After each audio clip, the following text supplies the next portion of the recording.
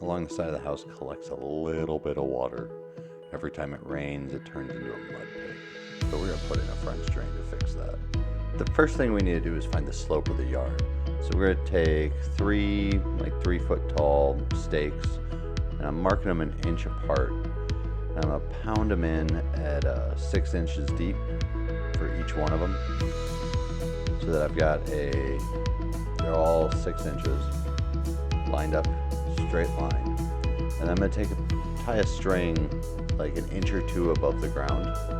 Or if your grass is really high or there's something in the way, you can, as long as you know where you're tying it, say it's at the 6 inches above the ground, you're then going to tie the string at the same mark and then move it until it is level. So here it's about 3 inches above the other one. So that's my slope from the first one to the second one. And then I'm going to tie another string here and bring it over to the third one and make that level. And then that'll give me my overall slope. So I think it went up like 10 inches, 12 inches, something like that. So from there, you're going to measure from the first hole all the way to where your last one is. So that's going to give you your run. And then you're going to take your run, which is 68 feet. And my rise is 13 inches. So my run's 816 inches and my rise is 13 inches. So I'm going to divide 816 by 13, which is going to give me 0.016 times 100, and that's going to give me a 1.6% grade. So now I'm going to mark 12 inches from the string, and that's going to be how wide I'm going to dig this trench. I'm going to dig it 14 inches deep from the start all the way to the end. I'm going to measure all the way down, make sure it's 14 inches at each spot, because of the 1.6% slope, it is going to drain downhill.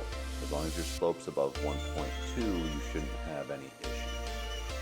So like I did before with the poles and strings, I'm double checking the grade to make sure that now that the hole's dug, everything's still going to drain and that it's 14 inches deep all the way around, and I'm above that 1.2% slope. So with the laser, I put the laser at about 18 inches on the pole, and now I'm just checking to make sure that the slope is still intact. So measured the run again, double check that it rose up, and we were good to go. The math worked out. So now it's just time to remove all the dirt. I would have just used it to backfill, but this Texas clay has no permeability to it. So I just dumped it, and I'm going to backfill with some new topsoil, and then I'll plant grass on top. Alright, so once I get all the dirt moved out, I'm going to dig a trench for the downspouts to connect into the French drain. That way everything from that side of the house is draining out to the street. I'm putting a catch basin in. It's got the ability to have either a 3-inch pipe or 4-inch pipe, so I'm knocking out the knockout because I've got 4-inch drain pipe going in. And then you just twist it and it clicks on, good to go. This will hook up to the French drain. The downspout will tie in as well. So just digging the trench, making sure that with all the trench digging and whatnot, you got to make sure you clear out the bottom to ensure that it's still at the proper depth.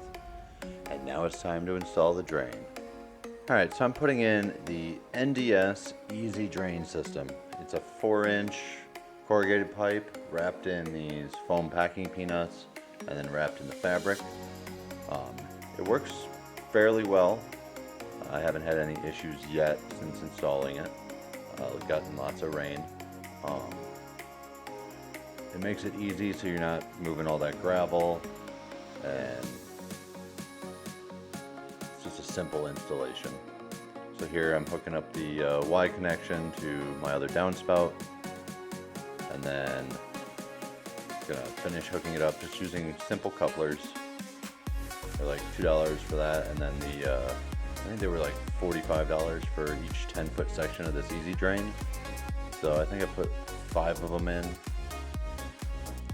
And then at the end here, I put a pop-up valve so that as water's flowing down really fast, it'll drain out. And then there's a hole in the bottom that allows the water to drip out, you know, so it doesn't collect in there and, you know, mosquitoes and all that.